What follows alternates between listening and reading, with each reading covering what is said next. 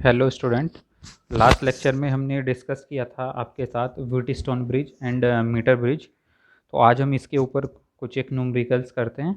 ठीक है जी। तो first of question is calculate the unknown resistance X by the circuit of if galvanometer shows null deflection given resistance of per unit length of A B wire is 0.01 ohm per centimetre. Also calculate the resistance of the circuit and current. मतलब क्या है कि आपको एक unknown resistance value बतानी है, that is the resistance is X. इस X resistance की वैल्यू बतानी है, Y is given okay 4 ohm okay. और पर यूनिट जो लेंथ ऑफ रेजिस्टेंस है ना, उसमें जो रेजिस्टेंस है that is 0.01 ohm per centimetre, यानी 1 सेंटीमीटर की जो लेंथ है उसमें जो रेजिस्टेंस है 0.01 ओम है।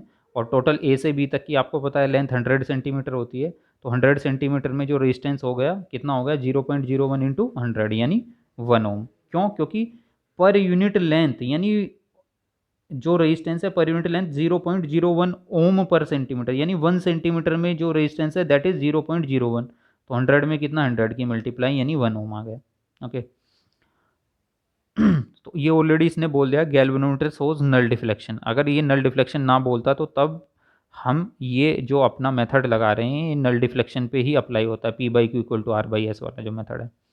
तो ये हम नहीं लगा सकते थे। ठीक है, ये इसने बोल दिया है नल डिफ्लेक्शन।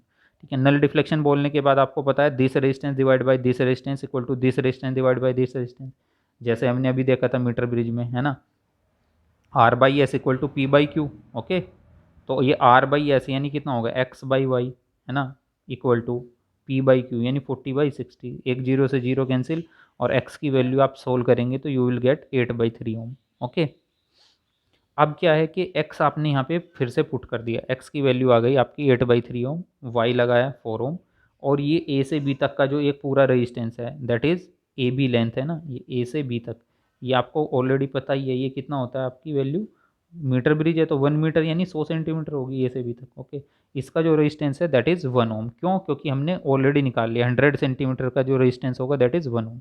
ए से बी तक की लेंथ होती है 100 सेंटीमीटर, इसका रेजिस्टेंस आ गया आपका 1 ओम। इसके बाद इसको 5 वोल्ट की बैटरी से कनेक्ट किया है ओके। अब ऊपर दोनों रेजिस्टेंस है, दोनों सीरीज में, इनको ऐड कर लेते हैं हम 8/3 + 4। तो ये वैल्यू आ गई आपकी 20/3। और नीचे 1 ओम एज इट इज़ रहा और 5 ओम की वोल्ट की बैटरी के साथ। इसने और हमको क्या बोला था, calculate the resistance of the circuit, यानी टोटल रेजिस्टेंस। कैसे? दोनों रेजिस्टेंस पैरेलल में 20/3 और 1। तो इक्विवेलेंट रेजिस्टेंस कैसे निकलेगा पैरेलल में, R1 into R2 upon R1 + R2 directly okay. तो first of we calculate the R equivalent. ठीक है जी। आर इक्वलेंट पैरेलल में कैसे जाता है, 1/R equal to 1/R1 + 1/R2। तो 1/R इक्वलेंट, तो R1 कितना था आपका 20/3, यही था ना। देखिए R1 कितना था फर्स्ट ऊपर वाला 20/3 और R2 कितना है 1 ओम। ठीक है, तो 20/3 + 1/1, 3 ऊपर पहुंच गया, 3/20 + 1/1। 20 एलसीएम ले लिया तो ऊपर रह गया 3 + 20 यानी 23/20, यानी आर इक्वलेंट जस्ट अब अपोजिट करके लिखा जाएगा 20/23 ओम। साथ में और क्या बोला था इसने बोला था also find the current through the circuit, है ना। यानी करंट कैसे दी जाएगी, V equal to I into R equivalent, है ना। I इक्वल टू क्या V/R इक्वलेंट। V कितना है जो अप्लाइड बैटरी है, अप्लाइड बैटरी कितनी थी आपकी 5 वोल्ट की थी। ठीक है, तो ये 5 volt divide by R equivalent जो अभी कैलकुलेट किया है 20/3। इसको सोल्व कर लीजिएगा, you will get I equal to 23/4 ampere okay.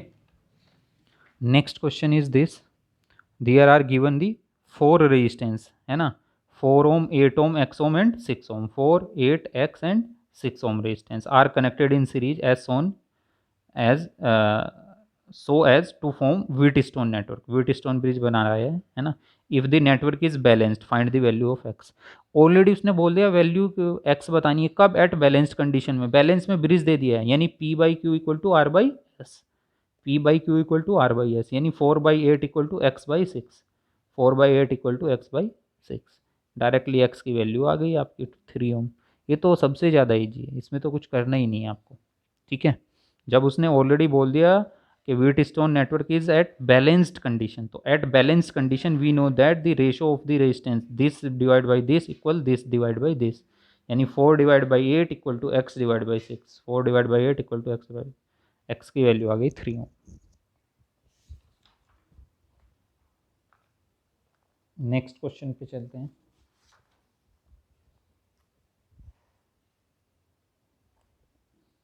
Next question क्या कह रहा है, in a metre bridge if the length of the wire is 100 centimetre. Okay, metre bridge है, हमको पता है मीटर ब्रिज यानी लेंथ कितनी होगी, 100 सेंटीमीटर ही होगी, है ना। Metre bridge the length of wire, wire को कौन सी लेंथ, ए बी लेंथ, है ना। मीटर वायर, मीटर ब्रिज में length of wire will be A B, ये वाली मीटर ब्रिज में ए से बी तक की जो डिस्टेंस आएगी that is the 100 metre, 100 centimetre यानी 1 metre. Okay, at what position will the balance point be obtained if the two resistance are in the ratio 2:3, यानी दो रेजिस्टेंस का रेशियो दे दिए आर बाई एस, तो एट वट पॉइंट, किस point पे, ये जोकी का जो पॉइंट होगा आपको, है ना, at what position will the balance point is obtained. ठीक है, तो आपको बताया R by S equal to L upon 100 - L formula होता है, जैसे कि अभी लास्ट टाइम हमने प्रूफ किया था इसको। आर बाई एस गिवन कितना, 2:3 ऑलरेडी गिवन है। एल अपॉन 100 - एल, यहाँ से एल की वैल्यू आ गई हमारी 40 सेंटीमीटर।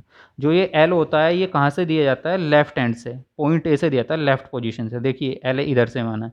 ओके, तो हमारी क्या है, so the balanced point will be obtained at 40 centimetre from the left hand of the metre, that is your answer. ये क्वेश्चन आपको होमवर्क में दिया था, चलिए इसको भी डिस्कस कर लेते हैं।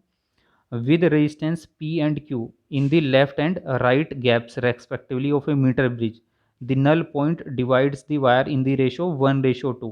ओके, ठीक है, दो रेजिस्टेंस है P और Q, left and right gap respectively, जैसे ये था रहता है आपका मीटर ब्रिज में left right.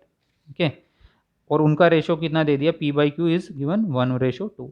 If P and Q are increase 20 ohm each, P को भी 20 ओम बढ़ा दिया एंड Q को भी, then the point divides the wire in the ratio 3:4। अब फर्स्ट इक्वेशन तो ये बन गई ऊपर पहली वाली गिवन कंडीशन से, P और Q रेशो में कितना 1/2। सेकंड वाली यहाँ से बन जाएगी P and Q are increase by 20 ohm each, so P+20 divide by Q+20, और कितना दिया इसका रेशो 3/4। तो इक्वेशन 1 और 2 को आपको डायरेक्टली सोल्व करना है, बस अब कुछ नहीं रहा, दो इक्वेशन और दो unknown, equation first equation second और दो अननोन हो गए P एंड Q, तो directly you can solve for the value of P and Q। तो P आपका आ जाएगा 10 ohm and Q is 20 ohm, it is also very easy. ठीक है, चलिए नेक्स्ट लेक्चर में हम और न्यूमेरिकल्स प्रॉब्लम को डिस्कस करेंगे या फिर अभी, हाँ चलिए नेक्स्ट लेक्चर में डिस्कस करते हैं अभी। Thank you to all of you.